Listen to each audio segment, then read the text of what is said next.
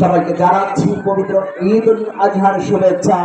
ঈদ মোবারক, ঈদ মোবারক, ঈদ মোবারক। আমরা দেখতে পাচ্ছি আজকের অনুষ্ঠানের সম্মানিত প্রধান অতিথি বিশিষ্ট ক্রীড়া ব্যক্তিত্ব জনাব মোহাম্মদ সৈয়দ নেসারউদ্দিনকে ইতিমধ্যে মাঠে এসে নির্ধারিত জায়গায় দাঁড়িয়ে রয়েছেন। আমি আজকের অনুষ্ঠানের ম্যাচ পরিচালক সৈনিক আল আমিন। হ্যালো, সম্মানিত উপস্থিতি, আজকের এই ম্যাচটা আমার জন্য একটি ইম্পর্টেন্ট বিশেষত্ব আছে। আমি লাস্ট প্রায় 4 বছর হলো হচ্ছে যে রেফারি হয়েছি, কিন্তু আমার নিজের মাঠ যেটা, সেখানে আমার সৌভাগ্য হয় না আসার সঙ্গত কারণে। কারণ আপনারা জানেন দেশের প্রতিকূল পরিস্থিতির কারণে দেশের আগের মতো ওরকম খেলা হতো না। তো আমি অত্যন্ত আনন্দিত এবং উৎফুল্ল যে এরকম একটা আয়োজন করেছেন। বিশেষ করে নেসার কাকার প্রতি বিশেষ কৃতজ্ঞ। উনি আমার প্রতি হচ্ছে যে বিশ্বাস রেখেছেন যে আমি একটা আয়োজন করতে পারবো বা এরকম।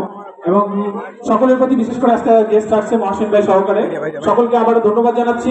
আপনাদের কাছ থেকে আমরা এরকমটাই আশা করি, বর্তমান জেনারেশন যুব সমাজ এরকমটাই কিছু আশা করে। গত 17 বছরে আমরা হয়তো এরকম ভাবে প্রেরণ পাই না। আমি বললাম আমার কথা, আমি সারা বাংলাদেশে গত 3 বছরে 352টা খেলা পরিচালনা করেছি, কিন্তু লতার বাজার বালুর মাঠে একটা খেলা হয় না। এটা আমার জন্য দুর্ভাগ্য, আমার এই আন্ধারমানিকের জন্য দুর্ভাগ্য।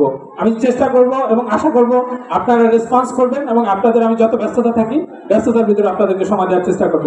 Thank you so much. পরবর্তী কার্যক্রম করার জন্য খন্দকার ইলিয়াসকে মাইক্রোফোন তুলে দিচ্ছি।